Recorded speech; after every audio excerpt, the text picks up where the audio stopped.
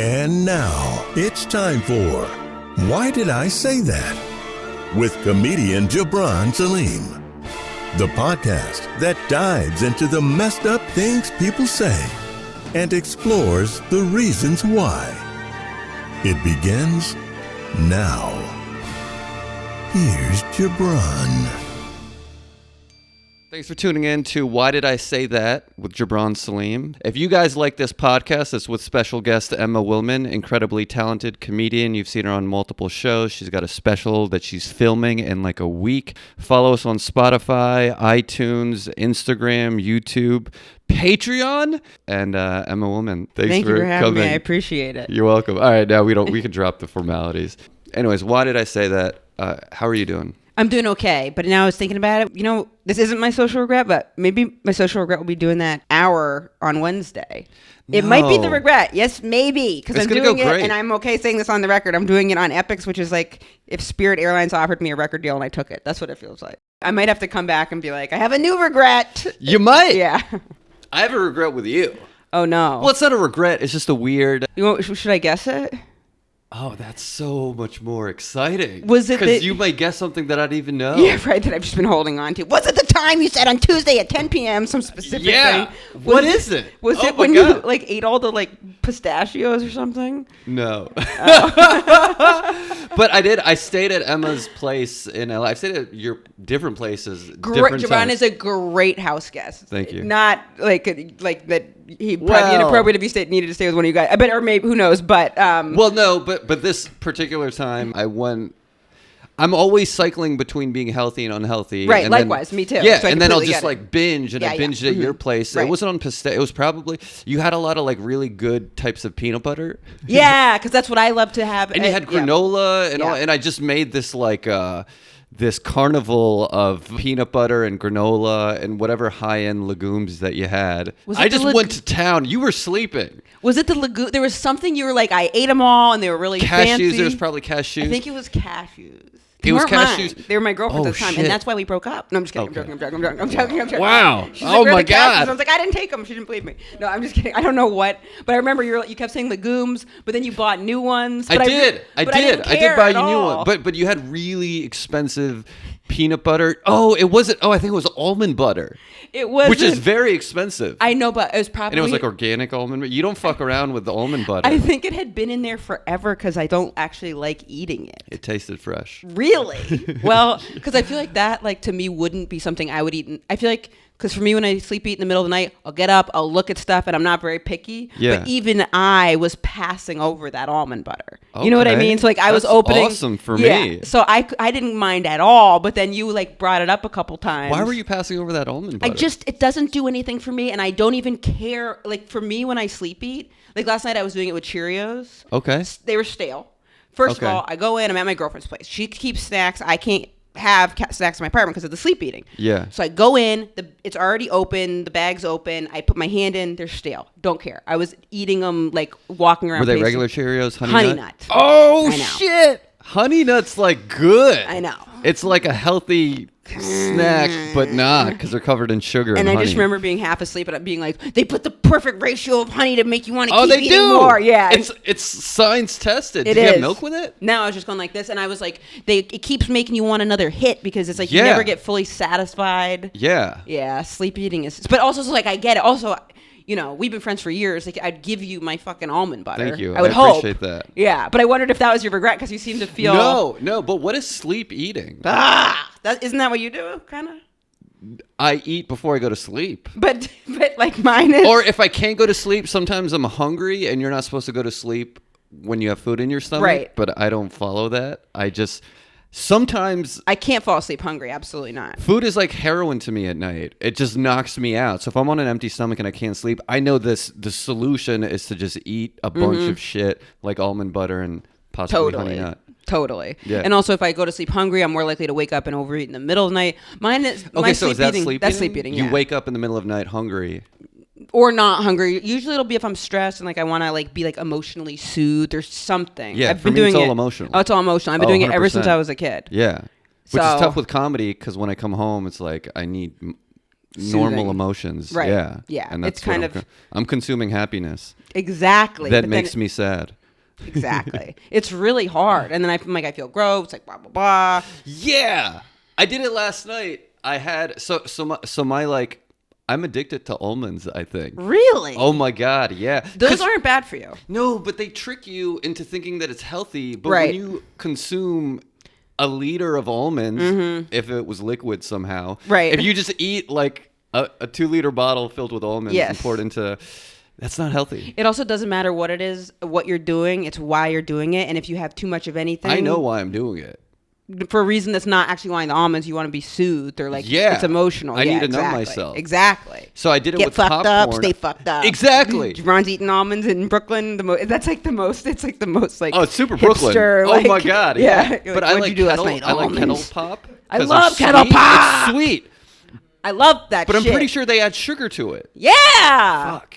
They. I'm curious if this is something that happens as you get older. Also, him and I both are like people that have a By thing the way, with food. this is you can see them. We're gonna cut to their headshots, possibly.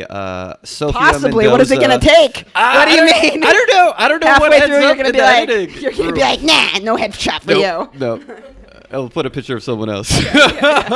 Abraham Lincoln. That's weird.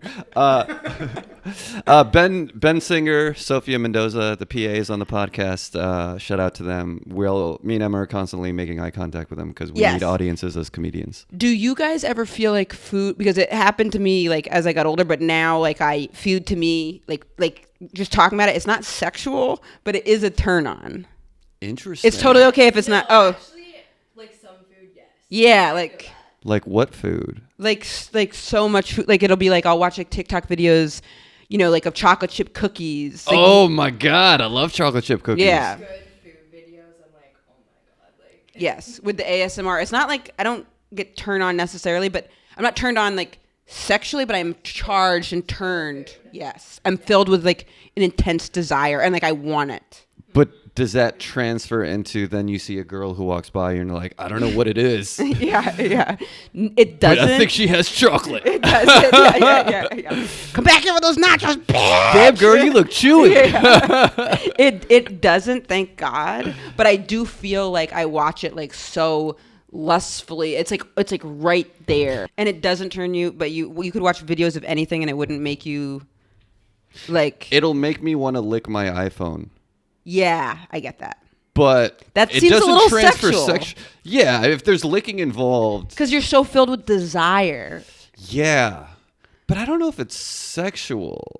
Mine does feel sexual in some weird fucking way. It's very caveman-like. Right. Like, I want you. I need you. I don't know. Right. I'm squeezing Maybe like I do that. get a little bit turned on, and I'm just like shying away from it's the like cookie saying killer. that. But I think I do get a little turned on, but it's not like I want to have.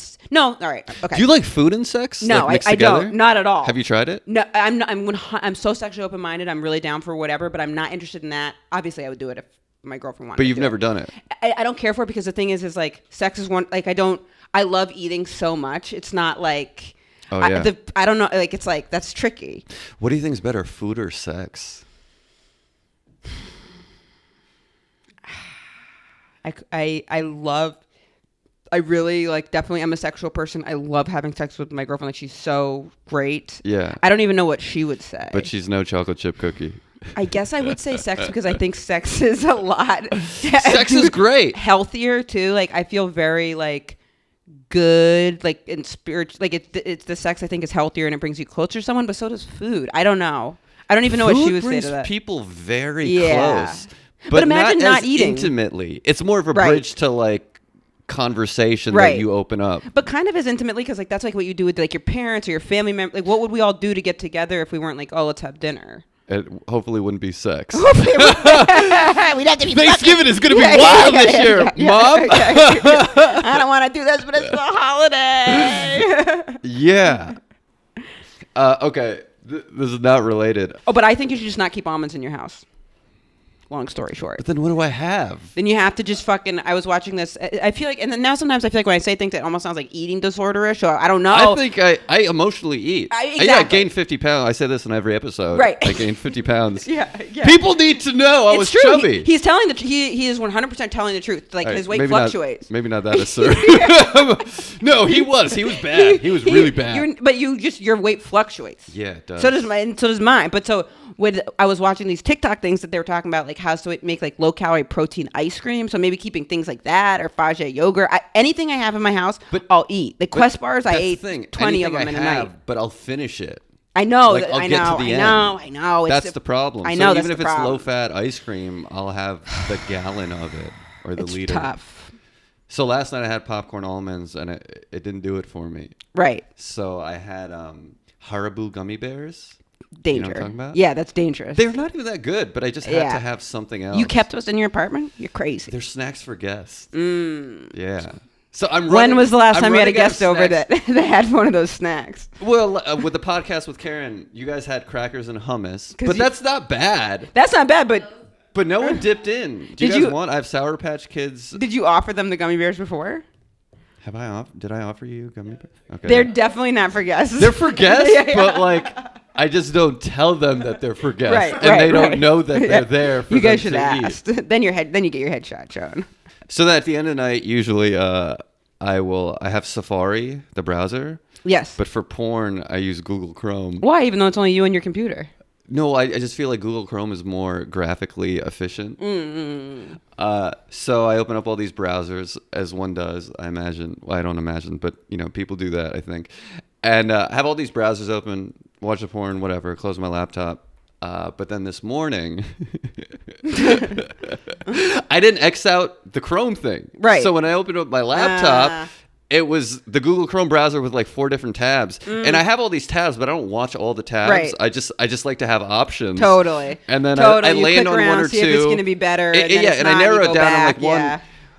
Which also makes me just like, maybe I should have watched that one. 100%. 100%. Yeah, totally. But I woke up this morning, and then when I opened my laptop to like check emails or whatever, it was just Google Chrome and 5 and I'm seeing it in like it's like I'm sober. Yeah, fresh daylight. You're like, no. And then I just had, it was almost like a girl saying, "Hey, do you want to have sex?" Right.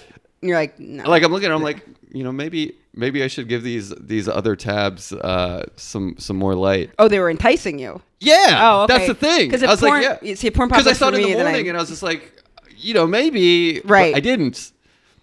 You weren't in the hunt. You were looking at it with fresh. If porn pops I was up, looking at it with fresh eyes. I wasn't hunting, but it was the morning, and I'm like, but I know that kind of changes my day if I watch porn in the morning. I'll watch porn in the morning sometimes, but it wouldn't. I used to. If it pops up fresh, like if I don't like close out of it or whatever, and it just pops up, then it does. I'm like, ugh, I don't like it.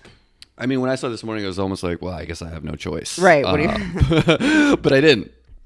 Okay, so my social what is thing with you, it's not that bad, but it was funny to me. I think we're at a rock climbing comedy show. Yeah. And I'm checking out these girls. Oh, yeah. Do you remember?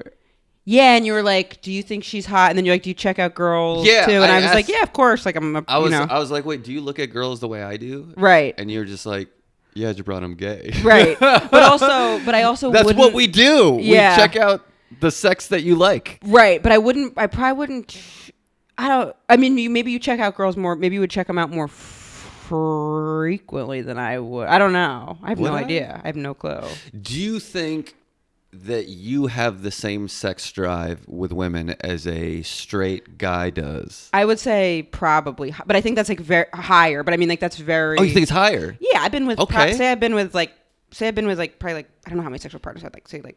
I don't know, 100. Okay. I'd say the majority of them are bisexual, and then I've been with like strippers and hookers, and but not fucking the brains out.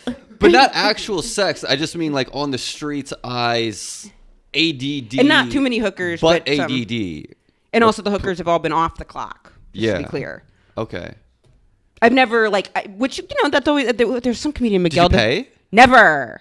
No. Okay. You know you're winning when you make a hooker want to get out of the sex work industry. Oh, that's when you're like, all right, when they're like, sure. I can't do this anymore because, that's too good. But the other thing is that could just be a line they say, because I still truly believe this one stripper I was with was truly going to go to NYU. I really believe that. Did she? She never did, but I do believe that she was going to. But everyone says that's just what they say, but I really think that she was going to go. When was this? It was when I lived up in Harlem, so I was probably like 25, and we dated for like a year and a half. You met her a couple times. Really? I used to call her a stripper. Okay.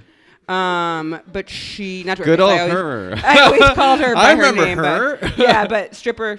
Yeah. Her name was like remind with what I just that noise I made. But she was stripping in Boston, and then she was trying to get money saved up to go to NYU. And I believe she was going to go to NYU, but everyone's like, no, that's what they say. So maybe that's also what they say when they're like, oh, I want to get out of the sex work industry because I can't anymore because I'm in love. Do you know what she's up to these days? Yeah, fucking yeah. She works in finance. Oh, so she got out. She did get out. She made it out. She did get out, and actually, I helped her with that because I was like, because I was watching her doing it in New York, and I was like, your mental health is like slipping, and I was like, you're so smart, you're such a hustler, and I swear, it's like all these people skills, and then also like when you're like a high-end escort, she was talking about some of her clientele. I'm like, you're talking to these like CEOs and all these people. I was like, these are people skills. Obviously, you can't put that in your fucking resume, but. What about being an executive assistant? I mean, but are they people skills? Because they're paying her to have sex. But she said for a lot of guys, which is a people skill. And I've heard from other women too, though, that they say a lot of times the guys just want to talk. Like I had this friend of mine. I'm not going to say her name. I had this friend in college who we're not in touch anymore, but she got arrested. This was actually really sad. She was so smart, and she had been a stripper, and then she got a boyfriend, and then she started working at a grocery store and got in trouble for like robbing the grocery store, and then she had to pay the money back. She was stripping again, and she's like, a lot of these guys either they just want someone to talk to, their wife won't give them head, or they have a deformed penis and they're shy to meet women. And I thought that was so interesting. Interesting. Because I was like, oh, that's like especially, but the other one too also said, like a lot of times they want someone to talk to, which makes sense. Yeah. Too like. They said that she said there was this one guy that when he would be in the city that she lived in they would order room service and like watch movies, and he was like, and I think this is really relatable. He'd be like, it's so nice for me just to get to pick the fucking movie and pick what I order. Oh my God, that's amazing. When I'm with my wife, it's like we have to talk about what we watch, and then we talk about what we eat. He's like, so if I'm hiring you, guess what? We're fucking eating sushi and we're watching King of the Hill or whatever the fuck it is. Yeah, you know what I mean? What a combo. Yeah, I'm just guessing, but I thought that was so interesting. White collar food. I don't know. But I think that sex drive totally is not like. I think that's completely an individual thing. What qualifies as a deformed penis? So I asked that because they all look deformed. Yeah. Are you? I've never seen a penis. Well, also, the cough I don't is see not a lot COVID. of penises, but she said that the guy had like really big balls, but like so big that it was like he was like embarrassed. Wow. And then I knew this other woman who she really I really believe that she was in school to be a social worker, and she only had like 3 or 4 clients, and she said one of them. She was a social worker. Am I right? Hey, yes. Helping out the community. She was taking her work home with her, but she said that this one guy like would just want to talk to her about his like turtles, and I was like, what? And she was like, and that wasn't like a euphemism for his deformed penis. No, she said he didn't have multiple deformed penises. Weird turtle. She said he didn't. She said that they would have sex sometimes, but he would just want to talk to her about his turtles because he felt like if he was going on a normal date, like he couldn't just talk about his turtles, so he would have her over. They would talk about his turtles and sometimes have sex and sometimes not. Isn't that so like? But it also seems like interesting.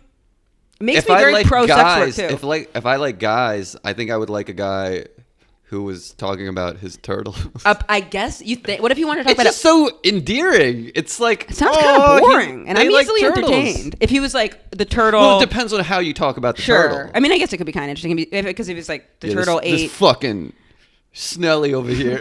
Like if they're like really like he fucking the way he looks at me, then you're like okay, this is interesting. Right. I have truly no idea what it could. I don't know. I mean, I have no idea what you would talk about with the turtle. I couldn't imagine, but he wanted to. Maybe Ninja Turtles? I don't know. That seems like an awesome conversation. Too bad it didn't line up. We could make anything interesting. The cool thing about comedy, if we go on dates, the conversation's for the most part always good, depending on the chemistry. In the beginning, too. In the beginning, yeah. Then you're just asking punchlines after a while. Right, because then it takes a real nosedive into like neuroses of like just talking about stuff. Then they start seeing your identity. Exactly. 100%. So that was your social regret?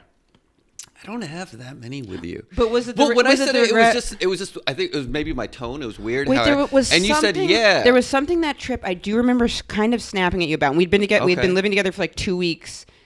But it was, what was it? Because I remember talking about it with my therapist, and I was like, oh, it was a really good lesson. Oh, fuck, it made it to therapy? Well, yeah, because I was like, it was a really good lesson in friendship, because I said, like, I think you're better than that, or like, I don't agree with you or something. And then we talked about it, and you were like, oh, you're right, I didn't think of it like that. And I was like, it was a really good lesson. I was like, obviously, it's someone I feel really comfortable with, because I said, like, I don't know, but I don't agree with whatever I said. I didn't agree with it or something. Okay, that's good. And then we talked, we were like, you're like, yeah. And I was like, and it was a good lesson, because like as a kid, I wouldn't say I had a problem with something, because I'd always think that would mean like, it would be over. You know what I mean? Yeah. I think it was, what was it? I really don't remember what it was. It was a sexuality thing. I don't remember. Like, it was like. It was a sexuality thing. Yeah. You were like, what the fuck? What?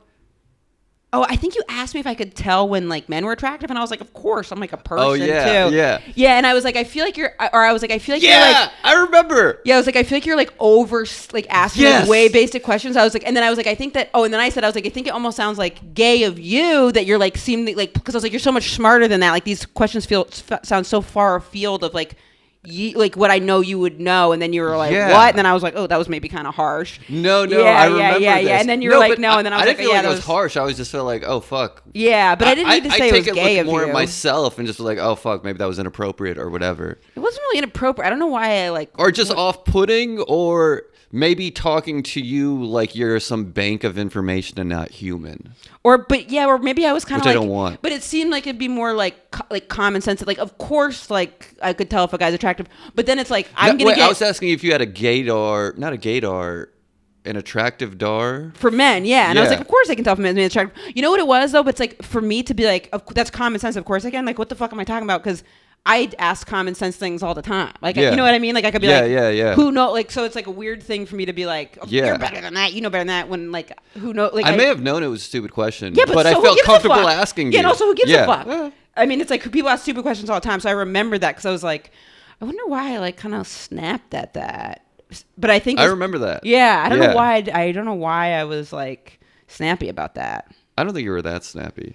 Good. But you clarified. Yeah. Yeah. It's also how you learn in a friendship. Right, true. Like, absolutely. 100%. 100%. Do you have, it doesn't have to be with me, but can you think of anything that you're like, of course. Do you have a big one? I was thinking, I'm trying to think. I don't know if there have like one like, I mean, one big one would, like a big broader one, like a zoomed out one as the social regret would probably be like, I was single for like 4 years, but then like I've been in relationships like back to back to back to back to back to back. Yeah. And then like not. You dated a lot. I've dated a lot. And like I feel like because I, now I do know what I like want in a relationship more, and I know how to have like boundaries, but I feel like the way that I learned that was through using a lot of people. Because instead of taking the time to work on myself, I just like learned about myself through other people in kind of a way that was like throwing out their feelings. But that wasn't the social regret I was thinking of. But that's what dating is in general. Is it? Yeah. You think? I always feel... But I take it too far. I don't do it more than dating. I'll do it in a whole dragged out relationship for like way long. Well, there's probably different depths and levels of what you're learning. Mm-hmm. You can learn dating etiquette by fucking up dates. Do you guys know that he was in a... he was in a club about like learning how to like pick up people? No. Yeah. But not in a shitty way at all. No, it was like literally like, how do you talk to women? Like it's like it was like a nice. I met up with guys, and then I met the guy Mystery. So this was like, who was like a pickup dude. I went to some seminar. It was a free seminar. And this was like a famous thing like 10 years ago. Yeah, they had a show on VH1 called The Game or Pickup. And it got a bad rap because people are like, these men are manipulating women, but it also seemed like, hey, this is like teaching people how to talk to women, and then you can use it however you want to. Yeah. I mean, I wasn't like that dude, but I went to this seminar and then I met people. Wouldn't? Yeah. I mean, I don't know. I think it's interesting. You can use it for sales. You could use it for everything. Agreed. I don't know how distasteful it comes off to. I think I told a girl that once that I had hooked up with that Oh yeah, but I think then a woman would think, oh, were you trying to trick me? And she didn't like that. She's right. Like, oh.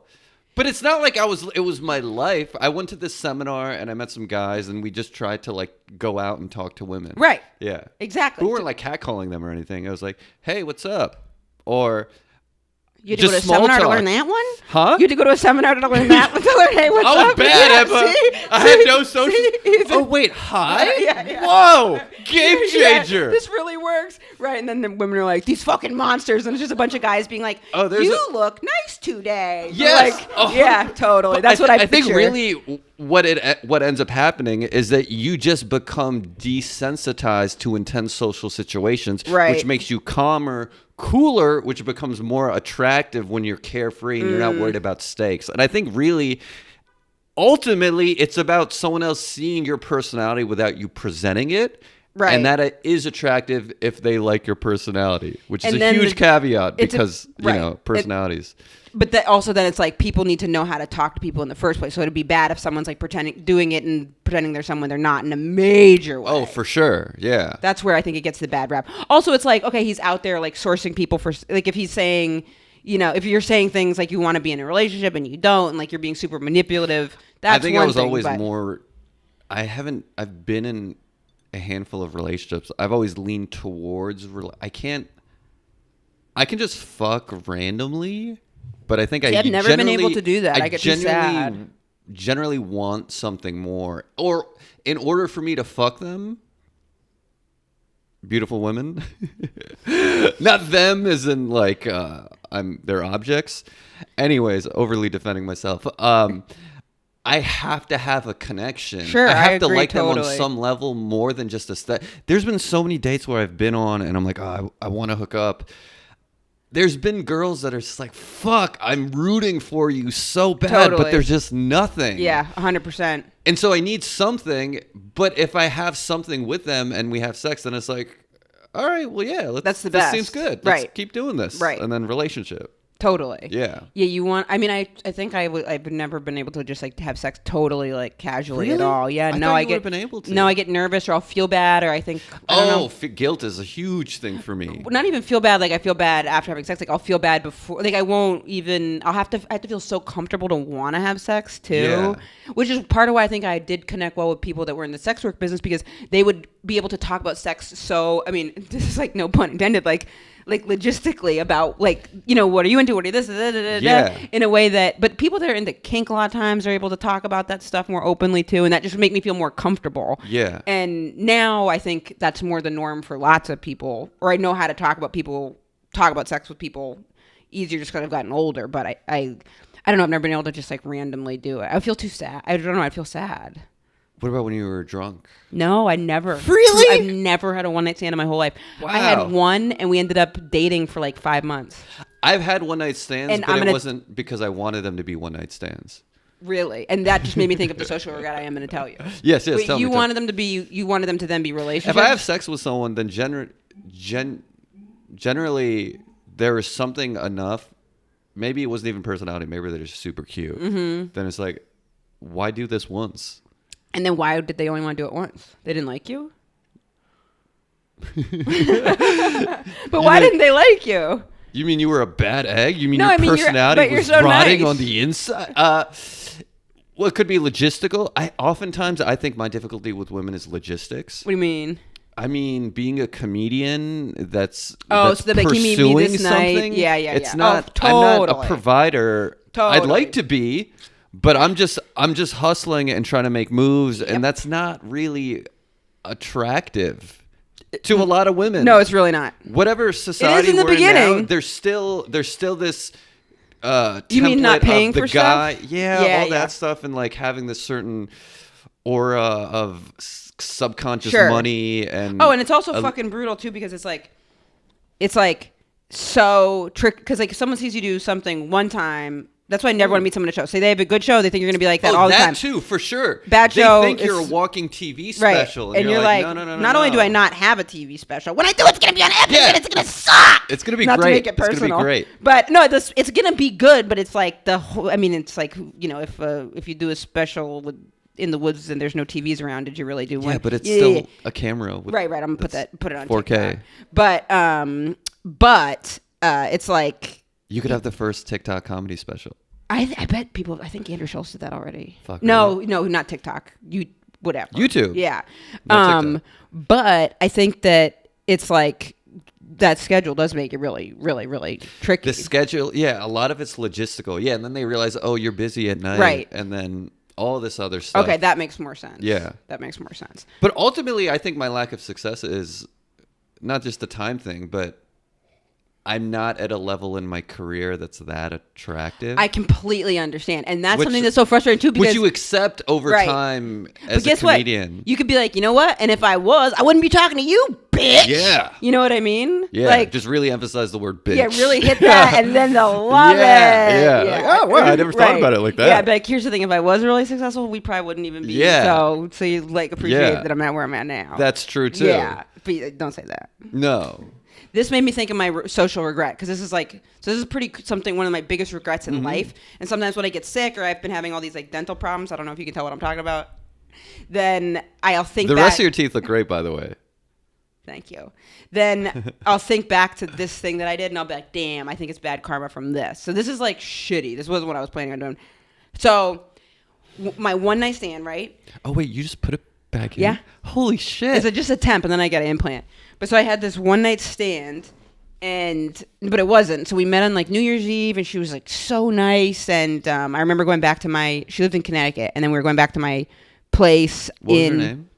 I'm just joking. I was like, we were going back. Give us the deep. Yeah. Her address was we were going back to my place in Brooklyn, and I remember she was like. I started being like, I was really drunk and I was like, we don't even know each other. I don't know if you're a good person. Are you anti-Semitic? And she was like, what? She was like, I'm Korean. And I was like, I don't know. Like, and she was like, wow, are you Jewish? And I was like, would it be a problem if I was? Yeah. And then she was like, you don't do this a lot, do you? And I was like, no. And then I kept being like, do you want to go get tea somewhere and see if we can talk, see if we connect before we have sex? And she was like, it's like 2 a.m. This was before you had sex? Yeah, it was like 2 a.m. on New Year's Eve. And she was like, holy if you don't want to have sex, we don't have to. Yeah, and I was like, okay. On New Year's. So then we go back. We had sex. It was really fun, and then we ended up like I got the feeling that she did that a lot because like she was it like regular sex or was it freaky? It was just fun. I don't really remember. It was a long time ago. Like I just remember it being like a good time. And then I remember we had coffee the next morning. But she was like, she lived in Connecticut, and she was like, it seemed like her thing was like when she would come into the city, she would usually like spend the night at someone's place, and she probably did that like a handful of times a year, a month, or whatever. So, and she was great. She was like a professor at a college. She was, and doing something that which college? This is part of what makes it UConn. She's not there anymore, but this is part of what makes it so like shitty what I did. So she definitely would have been totally fine just leaving it at that. But then I like ended up like reaching out to her. We ended up talking, and then we ended up seeing each other. And I went to Connecticut because I was in a comedy competition out there. So then I would like spend the weekend with her, making moves. And then I kept advancing in the competition. So I would spend the weekend with her. But then when I stopped advancing in the competition, I was like, I don't want to go to Connecticut anymore. Yeah, which was shitty. So then she started coming into She would come into Brooklyn to see me.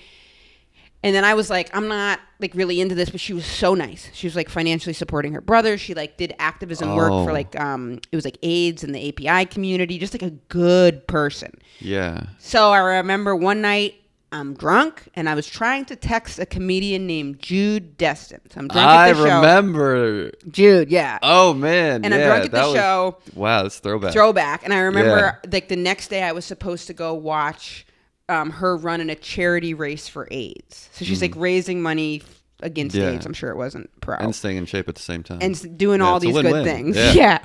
So I was like, you know what, man? Like, I don't want to go out to fucking Connecticut and see da-da-da. Her name also started with a J. I'm not even attracted to her anymore. Like, I don't know what the fuck I'm doing. Like, I was just using it for a place to stay. Oh, shit. Yeah. Oh, my God. It was the worst thing I ever did. Oh, shit. I said that for the years it's haunted me with bad karma. I didn't forget. My God. I continually feel guilty about it. It's not lost on me on how mean this was. Wait. I know. I'm sorry.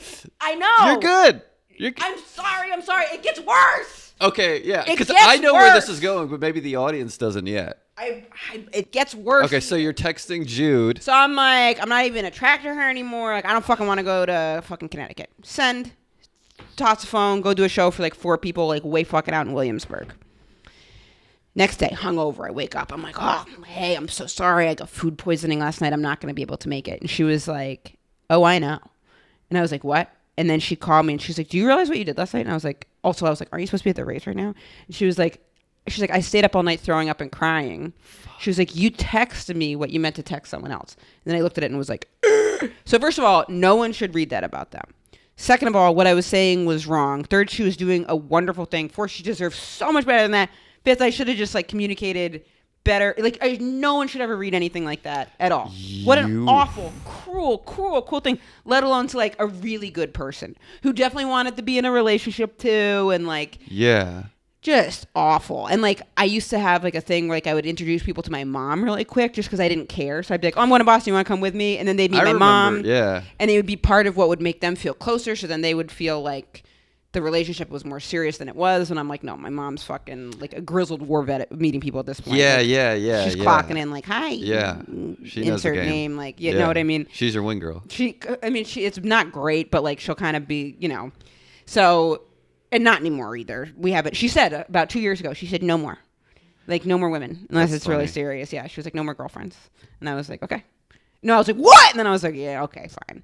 It's fine. And my sister said the same thing. They were like, we support you, but like no more. Because Katie was like, she was okay. Katie was like, I have kids, and my kids now meet them, and it's like weird. Yeah, she was like, it's like hard to explain like their profession. That you always have a new friend. Yeah, and why they're named Sprinkle, why they're named Champagne. Sprinkle is a great name. For a stripper, can you imagine? Sprinkle. Oh, they're definitely into food. Oh, I love that. Could you imagine if you and I were at a strip club and they were like, we're kind of like, this sprinkles? Is uncomfortable, and they were like, my God. Next up, cinnamon buns. We're like, cinnamon buns. And yeah. Like, oh, we thought it was actual cinnamon buns. They just pour honey on themselves. Or yeah, imagine she actually had cinnamon buns. Oh my God. And like fed it to you while you're getting a lap dance. I wouldn't even care about the stripping. I wouldn't care about the lap dance then either. I would just want to see like a thong on a Cinnabon, and then someone else just slowly remove it. It is sexual. Do you know how fucking? But I can't. Now I want a Cinnabon. Oh, there's a Cinnabon at. No. Okay, no, I'm just saying. Absolutely. There's also an Auntie Anne. Okay, the Cinnabon is part of the Auntie Anne. I wouldn't make it to the taping. I wouldn't go to LA on Tuesday if I had a Cinnabon now. Oof. I wouldn't even make the flight. No, I feel that. I'd be fucking. I feel that. You'd doing heroin under a Cinnabon. bridge. Yeah, 100%. That's where it goes. I swear to God. It's like not like... I agree. That's how I am too. Yeah. And I met this friend Ian I met a friend who is also like in the same therapy type program I am. What's his last name? And it was so interesting because someone was like, oh, do you want to eat some of this? He's like, I can't. Like 2 days I'll be in a dumpster trying to like put it in my butt. And I was like, oh my God. Yeah. I'm like that too. And he was like, yeah. He's like, I'll go off the rails. And I was like, holy shit. Isn't that crazy? Food is crazy. It's crazy, but it's like so rare to hear someone else like that he went right to dumpster. He was like, I'll be in a dumpster putting it in my nose. And I was like, yes, 100%. Yeah, me too. Wait, so this girl, so I text her. She's like, I was up all night throwing up. I don't know if I'm going to be able to make the race. I was like, oh my God. She was like, that was like the cruelest thing anyone's ever done to me. Like, I'm just trying to like run a race to like raise money for fucking like AIDS. Well, did you insult the race? I said I don't want to go to her stupid fucking race. Oh, okay. I'm not attracted to her anymore. I need to end it. Okay. I was using her for the like, and I did like her too. It was just like I was rotten and like bitching. Yeah. So she does the race and she's like, it was hell. She's like, because I was up all night, like sick with like worry and guilt and fear and just feeling like shit. Oh my God. And I said I'm not even attracted to her anymore. Like what the fuck? What the fuck? Yeah. So. This is not so that I really regret, but how I handled it, I regret just as much. So then she was like, and I was drinking a lot at the time. And she was like, can I please come into the city so we can talk and have some closure? Like, I would like to have closure that would really help me deal with this. And I was like, oof, I'm a little busy. And I was like in grad school at the time. And she said closure. She said that. I mean, it was over. Yeah. Yeah. But that's very emotionally mature of her. I mean, she was to truly say a great I needed person. this and I'm communicating this to you. I think she was a psychology professor. Okay. Yeah, so I think her life skills, and I think also probably being like, I mean, I'm going to assume, I can't imagine, but like being like one of the only like women of color, like in having to like constantly, like her support system that she created for herself, I think was like really good because it's like, I can't imagine having to fucking deal with like white people all the time, and then also her family is like was like pretty homophobic, and then she's also financially supporting the family and her brothers whilst they're also homophobic and curing AIDS and fucking trying to cure AIDS, like and like advocate for Asian Americans, like while being the only like Asian Korean American in this whole freaking department. Yeah, and then you got me being like, I don't know, it's stupid fucking race. I'm hungover, like dumb bitch. So she's like, I'd really like to get closure, and I was like. And I remember not even thinking how shitty it was, but I was like, oof, like, okay, I've got this open mic. I got to be in at school for these hours. I'm a TA here. And like Emma was doing her master's at New School. Yeah, but like, and I was like hungover a lot. And it was like, I was like, okay, maybe Tuesday. And then I can't Tuesday. And then I go this day. And I kept rescheduling. She's like, Emma, I'm extremely busy too. Like, she's like, I'm running a PhD. I'm doing all this stuff. Yeah. And I was like, I can't miss this open mic. And I was like, I really don't have the time. So she reached out like over the course of like months, being like, I would like to get some closure, like something. And I just never did any closure. And then years went by and I was like, wow, I couldn't even meet with her to like offer closure. I didn't really have anything to say. I mean, you could have just talked on the phone again. It There's doesn't have to be in person. Done. That's true. I thought that was a little intense and I was like kind of like, ugh. Yeah, that is pretty intense. And I will say this. It was like one of those situations where there's like a lot of processing. But like that's a fucking relationship usually. So, but I was like, ugh, and I never did that. So I feel like that's my biggest social regret because it was just so cruel to a good person. And it's easily the cruelest thing. It wasn't, but it's like if you do something so, it wasn't intentional, but the responsibility, it's like, it wasn't intentional, but I can't use that as an out. Like being like you know what I'm saying? Like it still happened nonetheless. Right, exactly. It'd be like if someone was like, I said that, but I didn't know it was racist. And it's like, okay, so what are you going to do right now to get better? So it's like, what's your action? Okay, that's fine. Okay, you didn't know? Okay.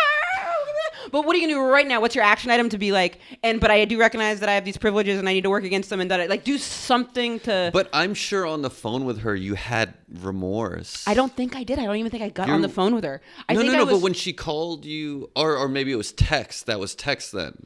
The next day when you texted her, oh, I'm busy, and she's like, yeah, I know. Well, she did the like, I'd like to. She was like, I don't want to talk to you for a little bit, and then she was like, I would like closure, and I was like, I'm busy. And then I was probably like, I'm so sorry, but like, what the fuck? Yeah. You know what I'm saying? Yeah. So I bet I had remorse, but nothing like. And you may not have communicated it to her for her to feel. I'm so, like, when I get sick, when something shitty happens, I'm always like, fucking, it's because I sent that goddamn text. Yeah, but what differentiates you from like a psychopath asshole is that feel you bad. have. Yeah, absolutely. There's a lot of people who do shitty things that I'm confident they don't even process, clock, or feel. Right, and that's bad. Or even if they do, their personality is so like fucked up, they immediately.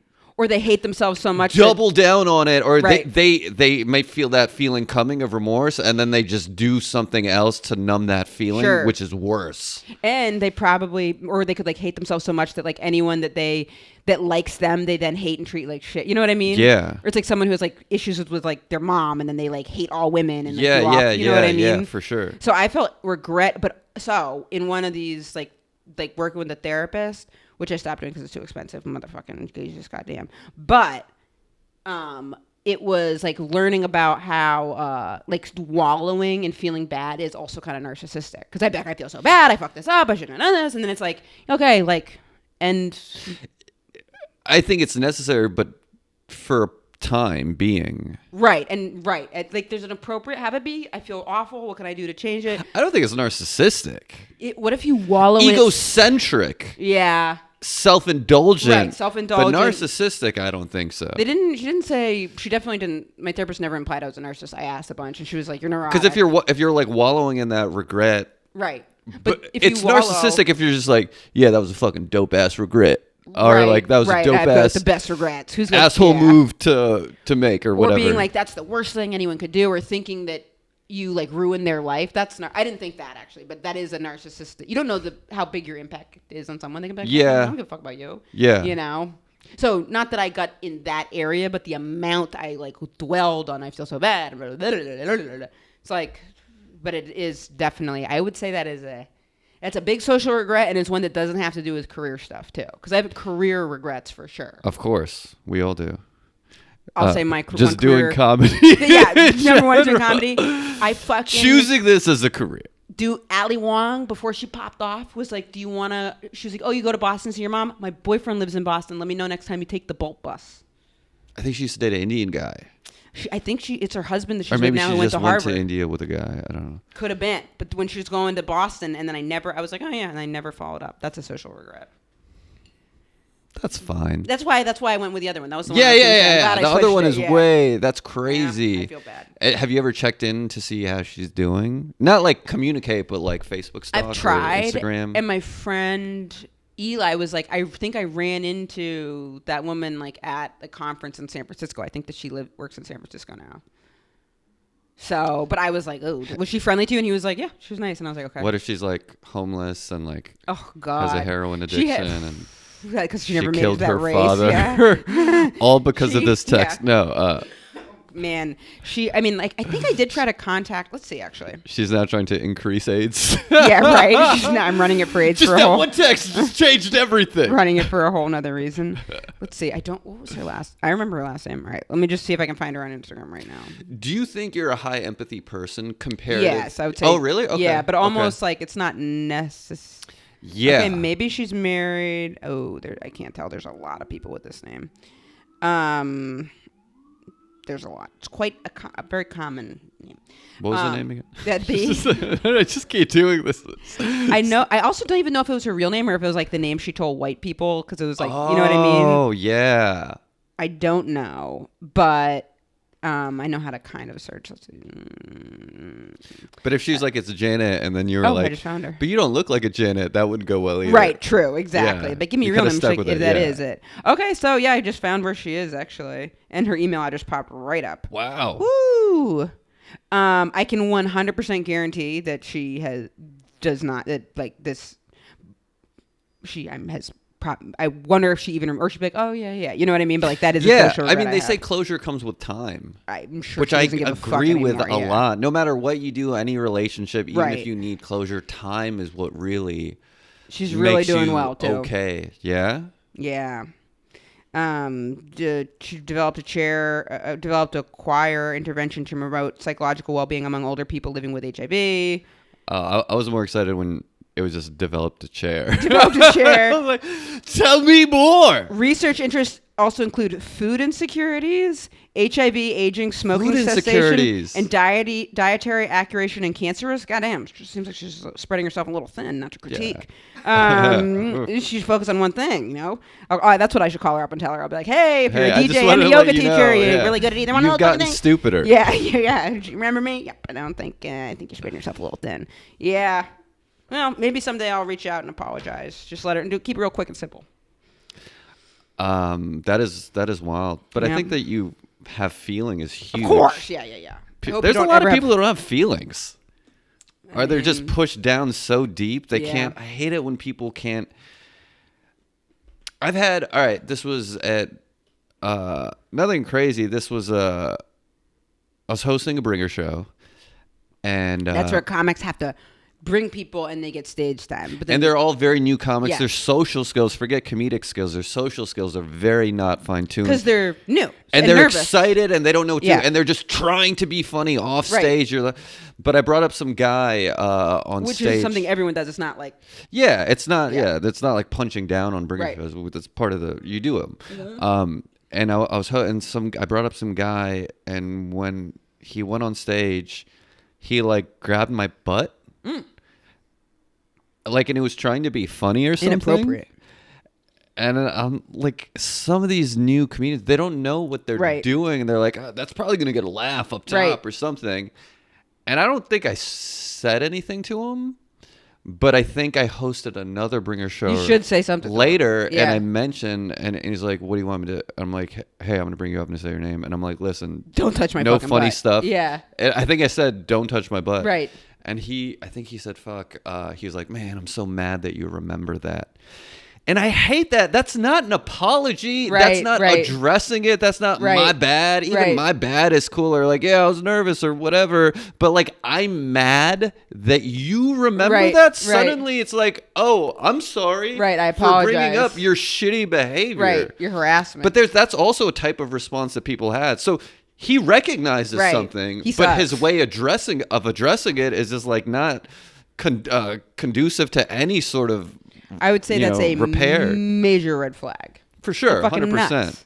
Yeah. Like I had this relative who is such a nice guy, and he got really drunk at a event, and he like accidentally touched someone's butt, and then the next like literally like I think was like going like this, and was like, oh yeah, boom, and it was a work thing, and then HR called him in and was like, do you realize you like hit someone's butt? And like he Yeah. got in trouble, and he was so embarrassed that he Fuck. like wouldn't leave the apartment for like he was like profoundly mortified like that. This is your uncle or cousin? No, this is a relative of mine. He's so Okay. embarrassed by it. I don't even want to give any like identifiers, but like Was it Aren't you related to like Joseph Biden? No. Yeah, he's doing really well now. He's doing pretty good. He recovered. Boy, he recovered. fucked up. But it's like that's like you should feel like really fucking. Could you imagine if someone was like, "Hey, don't touch my butt"? I'd be like, "I'll just shoot myself." And work don't worry situation about it. too. Holy shit. Yeah, it was like 100%. an office Christmas party. But he was fucking hammered and like a truly like the nicest. But like that's like you should feel bad. That's like totally not okay to do. 100%. There's also some people that I've noticed with repeated behaviors. So when you tell them, what's more difficult is if you're the first person to communicate to them that right. Oh, that's bad. Right. Versus there's other situations. There's some other situation. I don't know if I'll bring it up where it's just like, oh, it's okay. Yeah. All right. Well, there's a gay male comedian who's always very touchy with me. He's not anyone you know. He's not like a name or anything, but like too touchy with me. He's like, dude, I don't know you. Right. Like one time he did this handshake thing. All right, like this is my hand, this is his hand, and he did a tickle like that. Weird. A tickle? Like what weird. the fuck is that, yeah, dude? That's weird. What the hell? That's not normal. That's weird. And it's not even. It felt sexual, but it was like that's not even a sex thing. That's weird. It's not like a tickle palm thing, right? And it's then kind of and it was it's always like too touchy with me. Yeah, and I didn't like it. Of course. And here's the thing: I'm a touchy guy too. Like I hug people, and I've realized that not everyone's a hugger. And I'm like, all right. And if I laugh, sometimes I'll like. Sure. Hit someone on the shoulder, or depending on my relationship with them. If you're doing something even mildly like. So he did that, fine, whatever. But then I think one time I was looking at a set list, and I was bending over to look at the set list, and he came up behind me and he started rubbing my lower back. It's totally inappropriate. And I was like, yeah, what the fuck? Totally, it's gross. And then I was telling someone, else at the same. There were bringer shows that I used to have, and I was like, man, I'm not cool with that guy. Like it's awkward around him. And then he went and told me other similar stories, and it was so vindicating that like, okay, so he's creepy with other people, and his whole defense is almost Cuomo like. He's like, I'm a gay Italian. That's what right. Yeah, and I was like, who gives a fuck? I don't care where you're from. Right. What your sexuality is. It's not cool. But then... And the correct response is, I'm so sorry that made you uncomfortable. I will never do it again. I'm so sorry. Yeah, there's just no communication. Yeah, there's no defense of it. No. Yeah. But then that means that person have heard that before and just didn't correct the behavior. Right. Or maybe I was the first one because I ended up communicating it indirectly. I bet someone said something before and they just didn't register it. Some people correct quick. Some people are immediately like, no, that's normal behavior. That's crazy. All right. So this is just a recent little thing. This is, I'm high empathy, meaning I'll live with like, if something happens that's awkward or weird, I'll really feel it and I'll brood over it over the week. So this happened last week. But I'll still do shitty behavior. I'll just feel bad about it. But the shitty behavior will still happen. Totally. Isn't that crazy? But I was walking down the street here off the subway. There was a brown dude on a bike. Brown, but he looked more like my brown. Like sexy. No. Masala brown. He was a delivery guy. Yeah. And he was looking on his phone and he was like confused. And immediately I'm like, oh, this dude's just looking for an address. He doesn't know where it is. Sure. And he signaled to me. I had my AirPods in, but I wasn't listening, which is also a great New York tactic. Totally. Yeah, it saves you from conversation. Totally. But I wasn't listening to anything. And he looked at me like he wanted to say something. And he was very slow with his interaction. Yeah.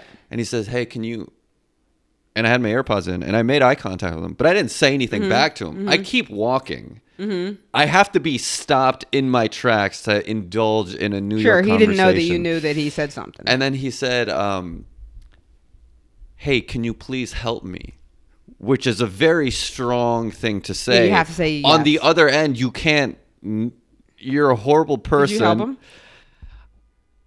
I did not help him. I kept walking while sustaining eye contact, and I bet that helped him a bunch. Oh yeah, that really it saved his was face. What he was looking Thank God. for. Yeah. All I really needed was eye contact. Right? Will you please look at me? Yeah. Well, I kept walking, and I looked at him, and I said, "I'm listening."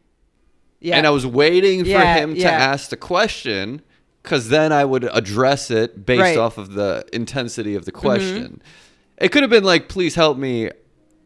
I can't tie my shoelace. Sure. I may have helped him with that. Honestly, if he said anything after please help me, I probably would have helped him. Right. And I looked and I said, I'm listening, but I kept walking. Right.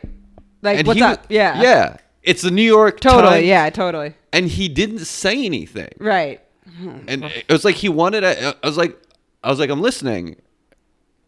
Nothing. Yeah. And I'm like, I would have probably kept it, depending on the mood, I would have kept it moving too. So I just kept walking. Yeah.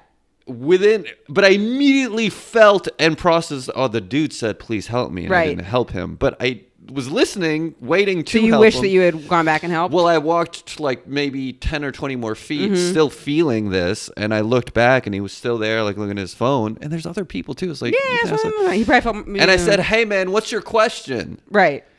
And he looked at me and he didn't ask the question. And so I just kept walking. He was probably having a heart attack. No, Emma, you wasn't having a heart attack? Maybe.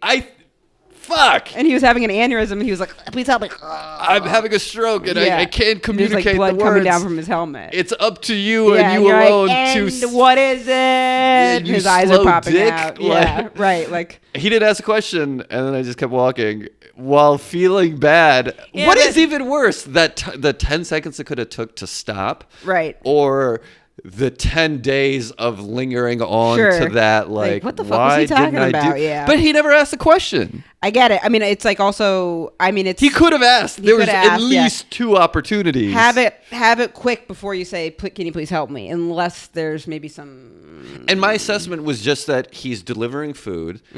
And he just doesn't know which street is the address is on. Right. Which to me is not a high... Well, that was my interpretation of it. And to me, that's not a high-stake question. I agree. Someone else can help me. I would help him if he asked, but he didn't ask. He didn't ask. No. No harm, no foul, I feel. But what if his question wasn't that? Right. What if his question was, I was just robbed and attacked? Right.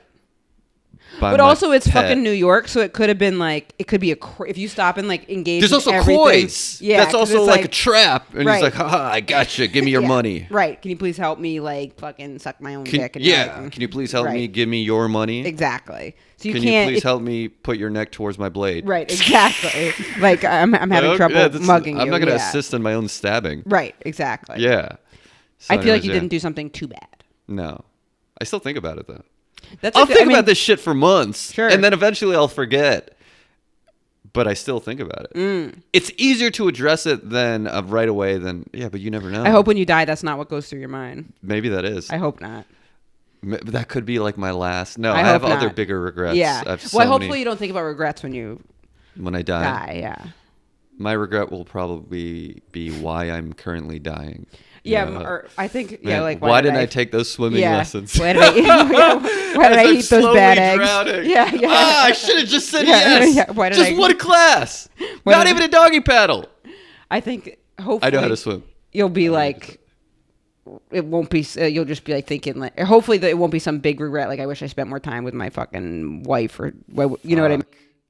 Because I looked up biggest regrets, and people usually say, I wish I followed my passion. I wish I spent more time with family. I wish I didn't work so hard. And I was like, Passion is great. That's relief because we're doing that. Right. But then it's I like think our regrets, my regret would be like, man, why did I follow my passion? It would be the opposite. Right. The problem with following your dream, I tried writing about this before, is like then your dream, you can't dream about it. Yeah. Your dream then becomes... It's less romantic. Right. Literally being like, oh, I wish that I like worked in an office. You know what I mean? Like while someone in HR is dreaming about maybe performing, like we're outperforming, being like, oof, be nice to like fucking be doing HR or whatever the fuck that is. Okay, last question. Comedians often are fucked up. Right. What do you think the fucked up is what leads them to comedy, or does the business of comedy lead them to becoming fucked up? Here's what I think. Yeah. I've thought about this a lot. Yeah. This is my theory. I think in order to pursue it and endure, you have to have been through something worse before to know and scale this. Like you have to have been through something worse than being totally like isolated, constantly rejected, or like being in a room full of people that don't like you, and you're like out in the middle of Providence, Rhode Island, doing a show at 1 a.m. and you're losing money on it, and the people don't like you, and then someone goes up and says something like racist, sexist, and homophobic, and they're fucking murdering, and like you have to like then drive 5 hours home, like while like everybody else is like building relationships and seeing friends, and you have to have been through things that are so much worse than that you then are like, I still can push through that. So I think and I remember there's this one woman that was like, she was like, yeah, people always say comedians need to be fucked up. But like, I had a great childhood, and like, guess what? She doesn't do comedy anymore. My childhood was good, but there are definitely things that I feel like made me be like, this was so much harder than anything that with show business, it's like, all right, I'm choosing to do this. It's not like you're a kid and you're like trapped and not listening. Like all these things, you know what I mean? So it's like, I think you have to have had those things that were worse than like whatever it is to try to like make it an entertainment, and then also see people all around you whose lives are just like, everything is just like totally fucking godforsaken and brutal. Like you have to have had stuff that was more isolating and worse than that. So basically, it's before. I think it's before, not after comedy. I think that comedy is really hard, and I think that there's like tons of rejection, and it's not really fair, and it's a lot of mind games and a lot of isolation. It doesn't necessarily. It definitely can fuel like unhealthy stuff, but I think in order to even like stay in it long enough to get to that point where you're like, damn, this is fucked up, it's like finding someone on Craigslist. It's like you probably already had to be fucked up to go find a date on Craigslist, and then once you're on that date and you're like, they're a little weird, but you also were on Craigslist too, so it's like which came first. But like, let's not forget that we both were perusing Craigslist personals. That sounds That's like the best analogy I've ever came up with. But like you were so connected to this analogy. You're like, you guys know what I'm talking about, right? We've all been there. Craigslist, right? It's crazy. But that's what I really think. What do you think it is? I think it's both. I think it's both, but I think in order to get far enough in it that you're like really like going back and forth with the destructive nature of. But you know what? Or I guess not. It could be like. Well, it also depends on your career trajectory. Right. Yeah.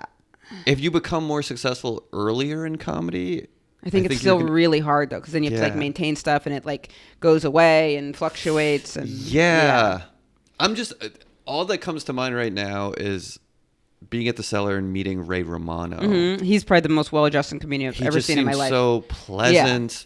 He also came up in like a different time, and we like also a legit family. Nice, like wow, totally. Like, he's got a nice wife that he was with before he got into show business.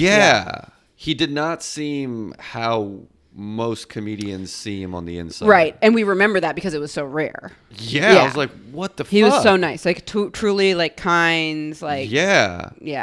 And it was like... It was almost like a service just meeting him. Absolutely. Just like, oh, people can be like that. He was wonderful. Yeah. He was performing at the Cellar, and he was getting his paid because he calls in his spots. So, like, they can put him in the calendar, which is very nice. It's not like messing it up for everybody.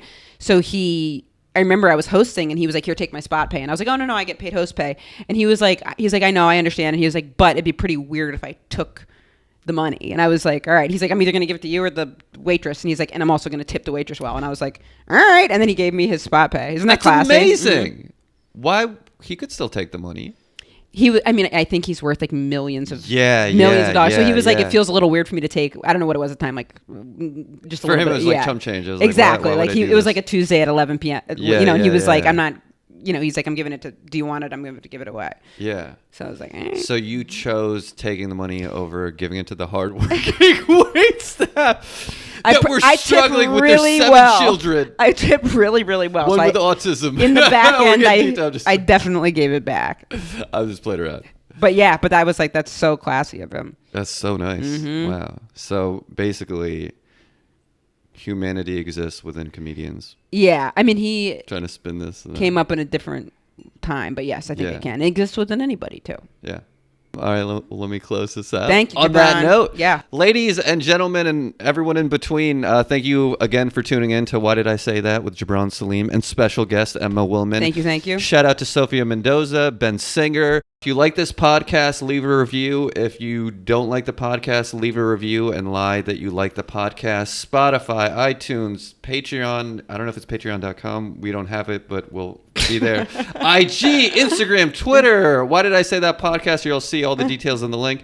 Emma Willmann is taping a special next week. That's an hour long. It's going to be amazing. Anything you want to promote? Just go. I putting everything up on TikTok. My TikTok is killing it. She's crushing it on TikTok. She's crushing it everywhere. Emma Willmann. That's the TikTok. I am Emma Very Willmann. funny.